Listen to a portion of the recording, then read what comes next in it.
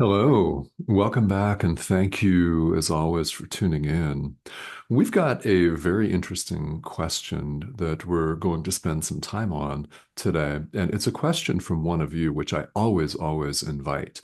This comment thread here on YouTube is an excellent place to bring your questions.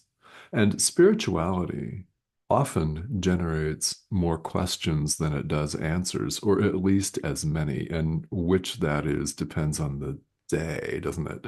It depends on the moment and what seems to be happening and appearing in our lives. Questions are always welcome. After all, what is the spiritual path but one of deep self-inquiry anyway? Inquiry, questions. So I do welcome those. And I want to extend this invite. If you have a question related to spirituality in general, or in particular to A Course in Miracles, upon which this entire series of videos is based, please feel welcome to ask them. I'm more than happy to take a pause out of this steady progression through the text that we're going through here and talk about what's coming up for you live. So there are millions of great questions out there. So I thank you for asking this one. And this question has to do with the idea of the guru, capital G. Yeah. The guru. Is God the guru? Is Jesus the guru?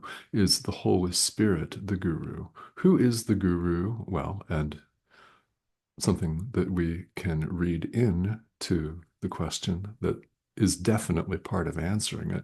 What is the guru? Yes, excellent question. So the term guru is quite naturally, like all terms, misunderstood in the world by a lot of people and not by others.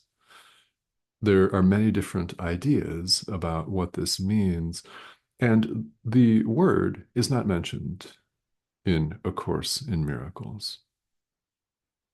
In A Course in Miracles, we're invited to take the Holy Spirit as our teacher. I call the Holy Spirit quite often on this series of videos, and deliberately so, our inner teacher, with an emphasis on inner, which is huge. The Holy Spirit is part of our mind. And you may take Jesus, who's the same as the Holy Spirit, as your teacher, or you may call your inner teacher anything you like. You may call it by more than one name. It makes no difference. All names are simply labels. They're collections of sounds that we've given all the meaning that they appear to have. We've assigned the meaning ourselves arbitrarily. If you've been through the workbook for students here in A Course in Miracles, you may recall some of those earlier workbook lessons that didn't seem to fit in with life at all and seemed a little weird. Nothing I see on this street means anything. I've given everything that I see all of the meaning that it has for me. Yeah, like a name. Call your inner teacher whatever you want to call it. And you can call it an it, because it's an it. It's not a man, it's not a woman. Rather, it's part of our mind. So the term guru is prevalent in many traditions, particularly in Eastern philosophy, in traditions such as Hinduism and Buddhism. And of course, there are many different variants of those traditions, many different schools or lineages, many different sects, you could say. And yes, there's sectarian conflict amongst them, just as there is in Christianity. It's the same order of difficulty, perception, separation, you know. So the term guru is one of great reverence. I'll speak to this from my own personal experience in this lifetime as a student of Buddhism, in particular Vajrayana Buddhism, that's Tibetan Buddhism. It's often known as Tantric Buddhism, specifically the Kagyu and Shangpa lineages of Tibetan Buddhism. So that's my own personal experience in this lifetime, which, as I look back on it now, perfectly set the stage for A Course in Miracles.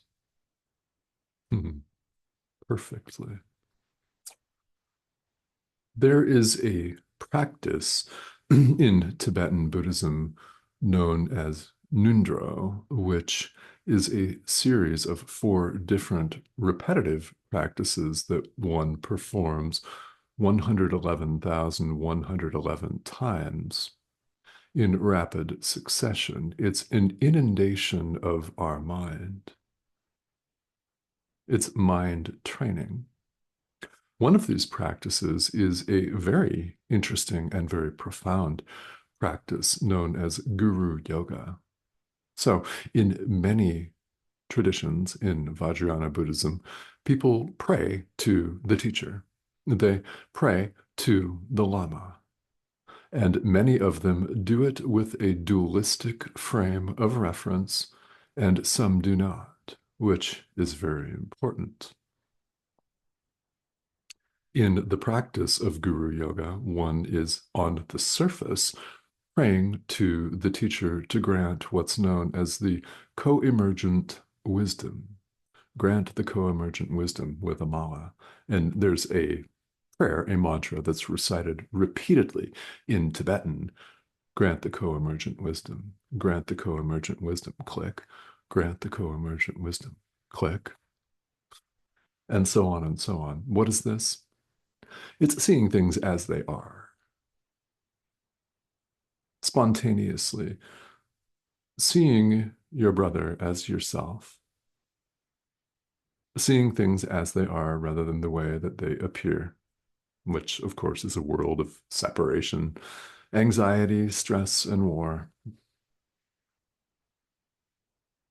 So it's possible to approach the idea of the Lama, the Guru, the teacher, with a dualistic frame of reference or with a non-dual frame of reference. And there's a huge, huge difference between the two.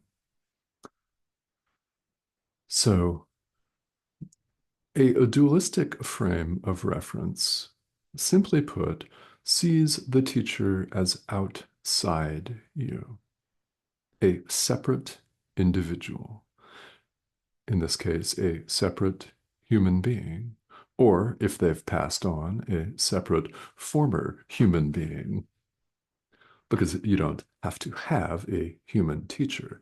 Although that fits right in with the Course, doesn't it? The Holy Spirit's not a human being. We all have a non-human teacher. Ah. So that was a very, very important preview in my own experience.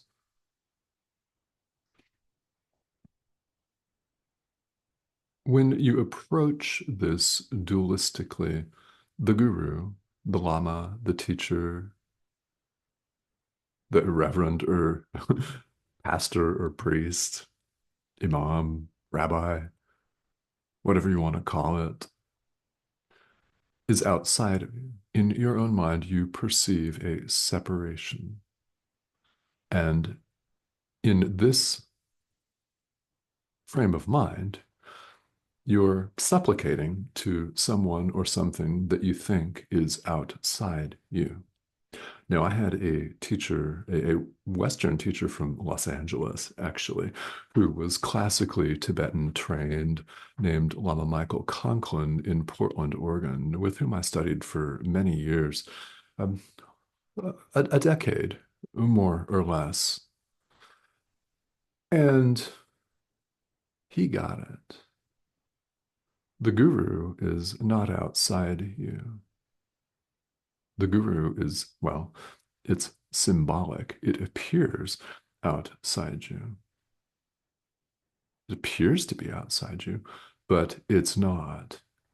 It's part of your mind. So it is entirely possible to approach these practices in Tibetan Buddhism that appear to have us praying to or speaking with or supplicating to something outside us. There is nothing outside you. He got this and invited us to get it too, which was huge. Everything that we see here in the world is symbolic. The world itself is a symbol. When we see something beautiful, it's symbolic of who we really are. It's symbolic of our own love, our own limitlessness, our own brilliance and radiance and magnificence as the Christ, singular, the Son of God, again, singular. When we see painful things, that's symbolic of our deep seated unconscious guilt. When we see struggle, symbolic of our unconscious guilt. When we see armed conflict and war, symbolic of our own unconscious guilt. These things that disturb us, we forgive. We're invited to take the Holy Spirit as our teacher. And once again, it makes absolutely no difference what you call your teacher at all. And if you want to call it your board of directors, your team, your council, your spiritual CEOs, so what? Call it whatever you want to call it, as long as you maintain the idea that your inner teacher is not outside you. It's very important because we're all conditioned with duality. That's the norm, where we think we're separate human beings.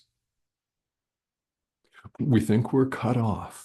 We think everyone else is also a separate human being with their own self-interest. And of course, that's the way it plays out in the world as we do battle with one another. And we love on each other one moment and we're mistrustful of one another at the same time, or perhaps the very next second, in a wild alternation, up, down, that has us wiped out, stressed out, full of chaos and anxiety and exhausted,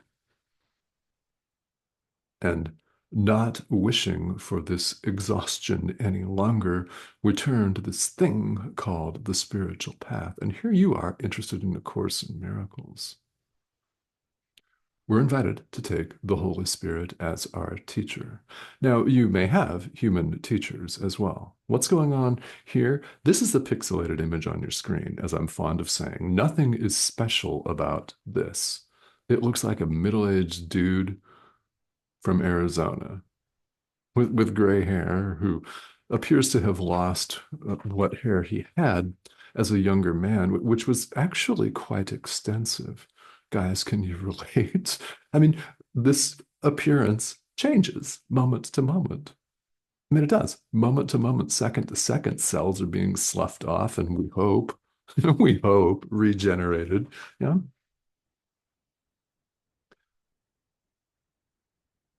Who and what is actually teaching you? It's the Holy Spirit. When something lands, you may most definitely count on the fact that it is Him. It is the Holy Spirit. It's not Reverend Tomas Garza. This is an appearance that's delivering the message. That's all it is. That's all we do, in fact, in practice, is share the Holy Spirit with our brother, extend love, extend the miracle of true forgiveness over and over again with no thought at all, which is tough at first, and sometimes not at first and ongoing. It's tough to not have any attachment to the outcome. We simply extend love. We forgive and we show up the next moment and do it again. So, however you choose to view or call your inner teacher, that's the basis of this course, is our relationship with the Holy Spirit. We forgive and we extend love and we go forth under the guidance of our inner teacher. Our own guidance has not worked, and it's a very powerful thing to acknowledge this. You may pray to the Holy Spirit in whatever way suits you. This course doesn't have a prescription. It doesn't have a mantra like Vajrayana Buddhism that one repeats over and over, though one's most certainly encouraged to forgive over and over. Let that be your mantra. I forgive. The verbiage is different every time. That's simply an outward form. The meaning, the content of it is exactly the same. Forgive. Overlook the separation. There is no separation of any kind. So along this line, and the idea of a guru, this course doesn't mention the word guru. I mean, of course, we all see multiple ways in which that has been badly misused in the world and abused. And yeah, this course isn't about a hierarchical power structure in any way. There is no order of difficulty in miracles. Sentence one, there is no distinction. There are no levels. There is no hierarchy. There's no gradation. One of us is not superior to one another. And why would that be? We're one. Your brother is you. He is neither superior to you nor inferior to you. The Guru is part of your mind. The Holy Spirit is part of your mind. This course is teaching us to set the separation, the illusion of separation aside, not reinforce it. So it's very, very important that we recognize that, hey, even though we may not have been taught this growing up, and I certainly wasn't, I wasn't raised as a Buddhist. I was raised in not one but two fundamentalist Christian traditions. And by fundamentalist, I mean our building is the only building. Your building is raw. We own and monopolize the truth. That is a very prevalent mindset in the world, is it not? There's no separation of any kind. The truth is not property. Truth is not owned. It's not a thing to be possessed, which would imply that the possessor and the thing possessed are separate. They are not at all. In fact, this course goes even a little bit further than that in insisting that God is the only reality.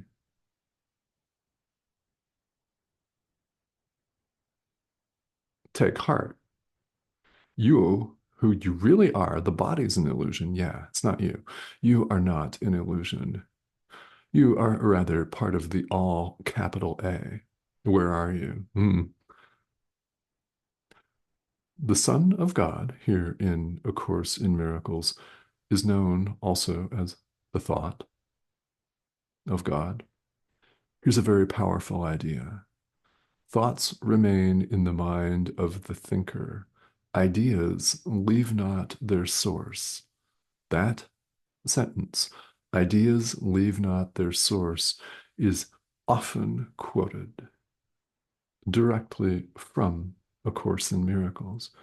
Yeah, thoughts remain in the mind of the thinker, and you are the thought of God. That's a mantra. You could even put music to it. Thoughts remain in the mind of the thinker, and you are a thought of God. Oh my God. Exactly. Yeah. Mm. So It's food for thought. The Holy Spirit's part of our mind. People often hesitate to follow the Holy Spirit, and I get it, especially when you're first exposed to this material, especially then, because you think, okay, I'm giving my power away. Now, I've been doing this all my life. I'm giving it away to my boss. I'm giving it away to people that I'm in a relationship with. I'm giving it away. I'm sick of it. I don't want to give my power away to an outside force at all anymore. Well, take heart. You are not in giving your entire experience over to your inner teacher and taking the Holy Spirit as your sole teacher, whatever you call it or them. In doing this, you're not appealing to an outside force. You are not appealing to an outside power, and you're not giving your power away. Rather than giving it away, you are in fact accessing it. You're accessing your power.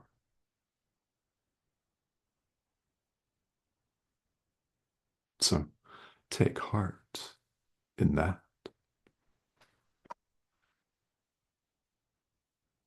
So I thank you again for the question. It's very, very important that these questions get addressed because spirituality churns them out. Again, it's all about inquiry. So I hope that this conversation has been of help to you. Questions are always welcome, by the way. You're more than welcome to ask. I'm happy to answer them. And I do look at the comment thread quite frequently.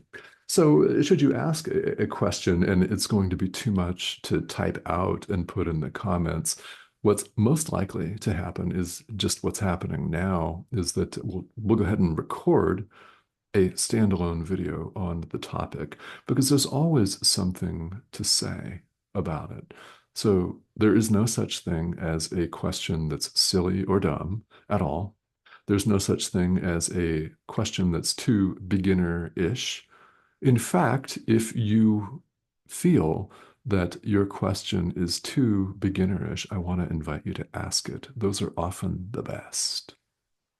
Why? Because it may be that somebody who's been doing this for 25, 30, 35 years will get it. They'll have that proverbial light bulb go off. They'll have this aha moment that people talk about. And you may have had some of those. I suspect you've had several of them along the way. What's interesting about them, you don't know when they're going to happen.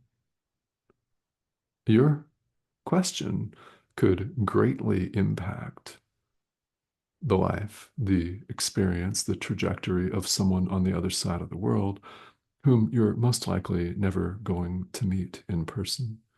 And we don't know this, but it happens all the time. So I invite questions. Now, if you have not yet subscribed, well, this is what we're doing here. We're going through a course in miracles, and well, you're getting messages, a message, whatever is intended for you from your inner teacher here. So I invite you to please go ahead and subscribe. It's an international community. The prompt is here in the corner of your screen. Just click that icon and you will be invited to join us. So please go ahead and do just that. And again, questions are always most welcome. Thank you for this one. And yeah, I'm here if you have more. Okay. Thank you so much. I'll talk to you soon.